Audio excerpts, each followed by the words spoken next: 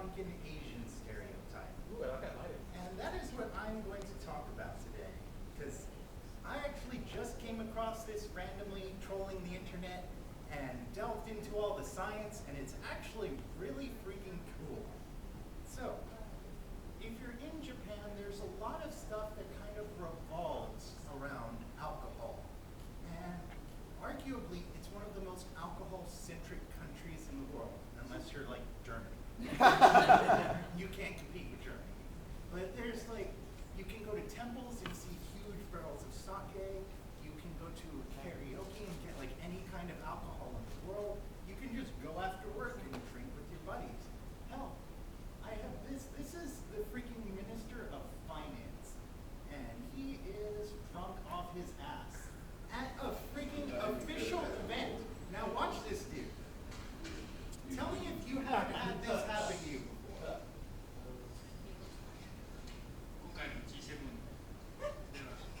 That's the, I don't know what the fuck is going on face. So if you watch the entire thing, this is what he looks like the entire time. 今回 WTO のラニーさんがいらっしゃっていると思いますが、WTO の Are they aware he's drunk? No. This is the G8 summit, and if you don't know what G8 is, it's pretty important shit. This is like world finance. The biggest and most powerful people in the world are here. This guy's like, I don't give a fuck. So that was actually pretty hilarious. I watched the entire thing, and then he had to go on TV later and give a public apology, and admitted that he was very, very drunk at the time. And let me guess, then he was high on first. Not yet. That's being high and running for office seems to be relegated to the United States for now. And Canada. Canada's usually pretty good about those things. But people in Japan drink a lot, and it's actually been a pretty increasing trend. So since about 15 years, alcohol consumption in Japan has jumped about sixfold. So that's kind of beside the point, though. So the point is that Asians and Japanese have this reputation for getting drunk really easily. So I am here to help you separate the lies from the truth, or more accurately, to look at the truth and find the little bitty lies that it's made of. So, as far as this stereotype, it is mostly crap, but only barely, because this all comes down to, believe it or not, science, more specifically genetics. And if you get even more complicated, it deals with chemistry. So, the fact is about 40 to 45% of the Asian population in the world is mutated. And I'll come back to this in a bit. So basically there is a really complicated reaction that happens when you turn alcohol into piss. So this has to do with this very complicated thing called alcohol dehydrogenase. What it does is it takes alcohol, when you consume it, turns it into a very dangerous chemical called acetaldehyde. And it is poisonous, and it is also known as the thing that leads to hangovers.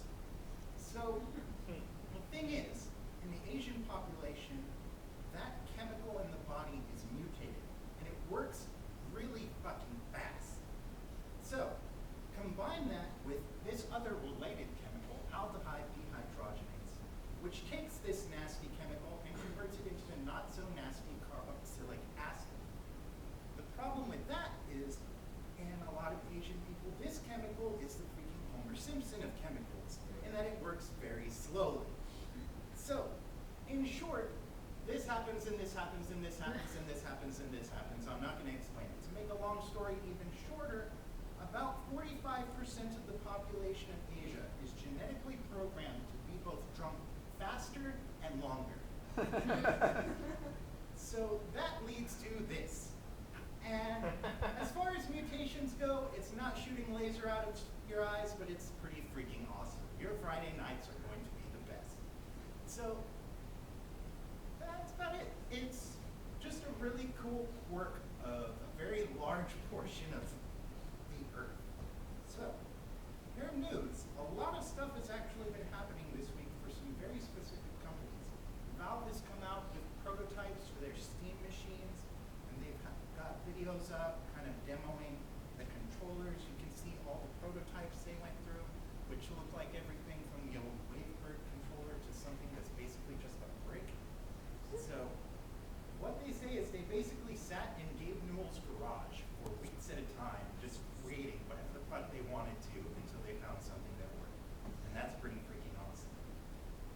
Minecraft has come out with 2 new DLC packs for the Xbox 360 edition, highlighting Mass Effect and Skyrim. So you can get your Mass Effect and Skyrim themed skins and texture packs, which is really cool considering that the Xbox version is otherwise pretty crappy.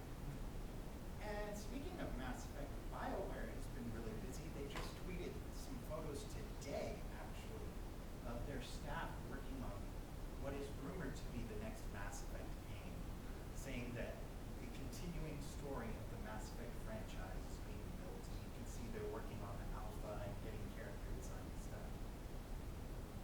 Square Enix is kind of coming back from the dead. They were projected to suffer a $2 billion loss this year.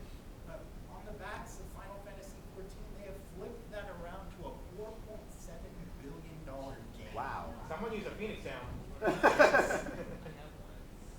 Somebody in their management was just like spamming revive. It worked out well. So they're poised to continue going forwards, keep the Final Fantasy brand alive, which is something I'm happy to see. And Ubisoft, riding the success of Assassin's Creed 4, has been asked when the hell they're going to get to a modern day version. They basically sat down and said never.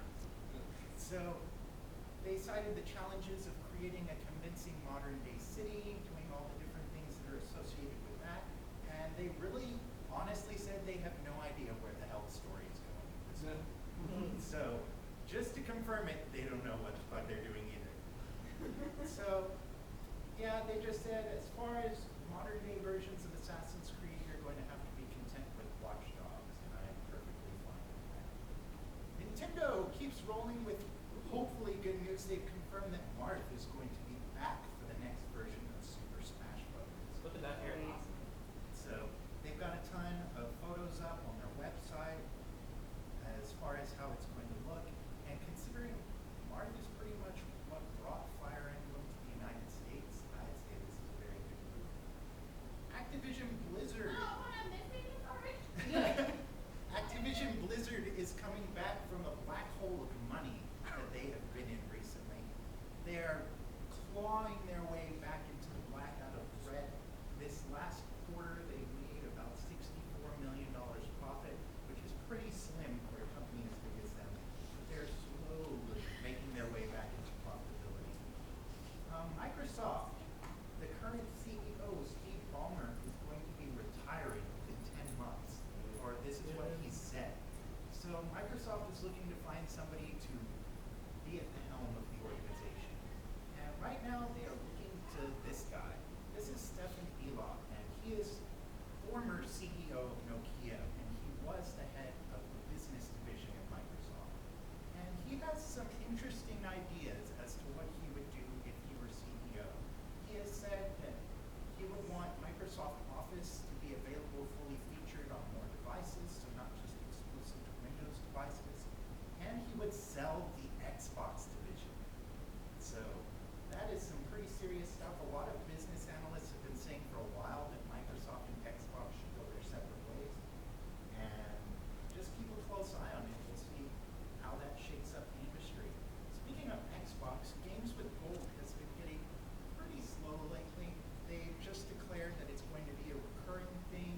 They want to keep it on as a permanent answer to PlayStation Plus.